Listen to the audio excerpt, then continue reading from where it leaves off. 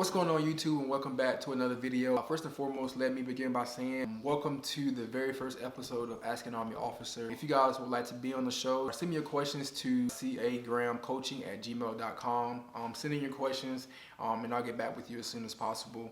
Thank you to Tracy Coleman for sending in your email. It was a great question, and I'm pretty sure you're not the only one with this question. So hopefully I can not just help you out, but also help others out there with the same question that you had. So without further ado, let's get started. So Tracy's email reads, "Good morning, sir. I just had a few questions for you about being an Army officer. Number one, how do you like it? I'm in school to commission. I'm also enlisted right now and deployed, but want to switch over to the Army. He's currently in the Air Force.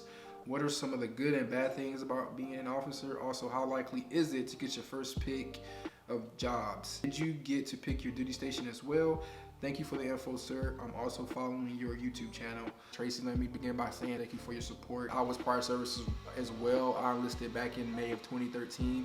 I enlisted as a 92 Golf. That's a food service specialist. Well, back then it was a food service specialist. Now I think they changed the name to a Culinary Arts Specialist. So I was enlisted for like 4 years before I commissioned. So I kind of understand the best of both worlds as far as being enlisted now to like being an officer. So his first question was, how do I like it? So far, I mean, I like being an officer. The job itself isn't difficult. You just tend to have that much more responsibility. And that's just not with being an officer. With more rank comes more responsibility. So the more you progress in rank, the greater your responsibility will be. So like I said before, I like the job. You know, it's not bad. We just tend to have that much more responsibility. So I don't have that much workload. It depends on the type of job that you do. If you get stuck on staff, or if you become a PL and you can be an executive officer. How do I like it? I like the job. It's not hard at all. You just have that much more responsibility.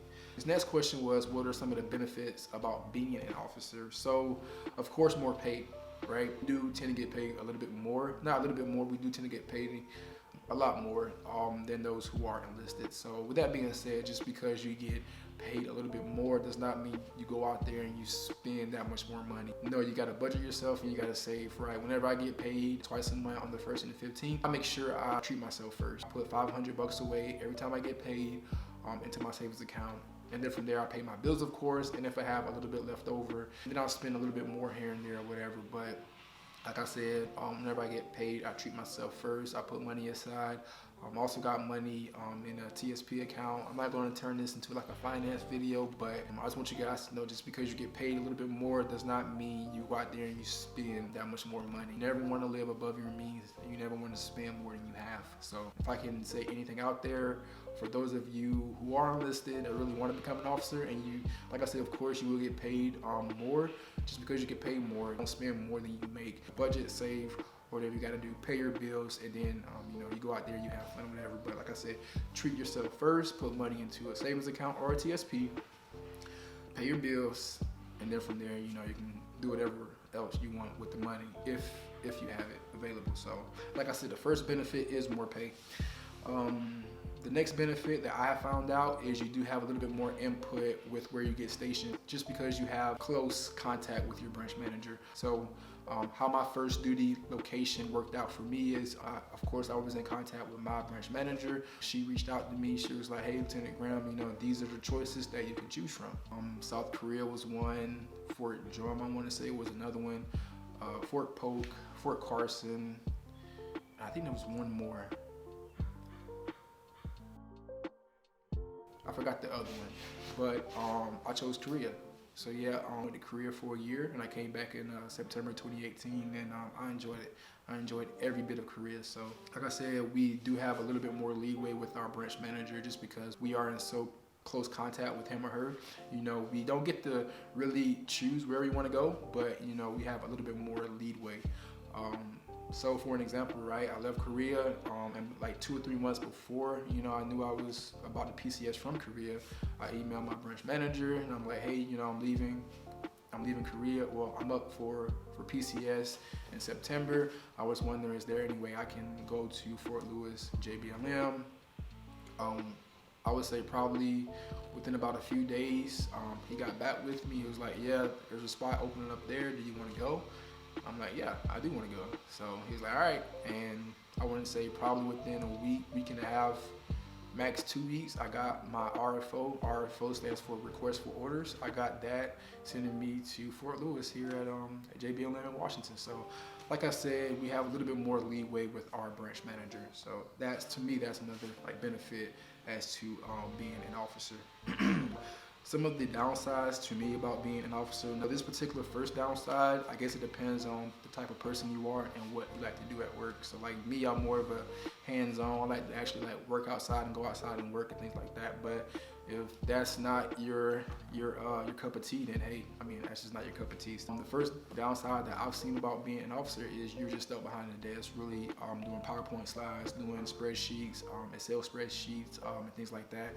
Working on op orders. If you're stuck in the 3-shop staff, you know, you're doing more of the planning, the op orders, and things like that. So you're pretty much just really stuck behind the computer and not getting out there with the soldiers and doing hands-on training and doing hands-on work. Like I said, some people might see that as a benefit, while others may see that as a downside. To me, like I said, I'm more of like outside person, more hands-on. I like to really interact with the soldiers, so trying to correct PowerPoint slides, just making sure the font is correct. To me, that is one downside about being an officer. Another downside to me about being an officer is the hours that we work. Now, we do tend to work longer hours. As you guys know, in the military, we don't get paid by the hour, we get paid salary. So no matter how long you work, you know, you still get paid the same. So I remember I was enlisted. I would usually like get off around maybe like 4:30, 5 o'clock every day. It was always a set time that I would get off. Now there's no set time that I would get off. I'm not home every day by 5 or 5:30. Sometimes I get off around like 1900, sometimes maybe like 2000. So it just depends on the workload for that week or the workload for that day. If I have a little bit more work, then I'll probably stay a little bit later. So like I said, we do tend to work longer hours just because, like I said before, we got that much more responsibility, and we just got to get the work done. I mean, somebody has to do it. It's not going to be that lower enlisted, you know, it's going to be us. You know, we're officers, we tend to do more of the planning. So if you got to stay late to plan training or plan missions or do whatever, that's what we got to do. So that's another downside about being an officer, is the hours worked. And his next question was, did I get my first pick at jobs? I guess in like whenever I commission. So whenever you commission, you do get a dream sheet, right? You're going to get a chance to like fill out your top 5 choices of jobs that you want. So for an example, right, let's just say I'm about to commission, and number 1, I chose that I want to be infantry. Let's say number 2, you choose quartermaster. Number 3, I choose cyber. Number 4, MI. And number 5, you choose ordnance. I turn in my dream sheet or whatever. Within like maybe 4 or 5 months, they come back with me with a job choice, right? It's not guaranteed that you're going to get that first job that you put on that dream sheet, right? The Army is going to put you wherever they need you. So in your year group, if the Army needs more MI officers, MI stands for military intelligence. If they need more MI officers, 9 times out of 10, you're going to get placed MI. It is not guaranteed that you're going to get your first pick or your first choice of jobs that you want. It's up to the needs of the Army. If the Army needs you in this particular job, then they're going to put you in that particular job. So I know some buddies who commissioned in my same year group didn't even get a job that was on their list. I know some people that actually got their first choice. Like I said, it just depends on the needs of the Army and if they can place you in your top choice.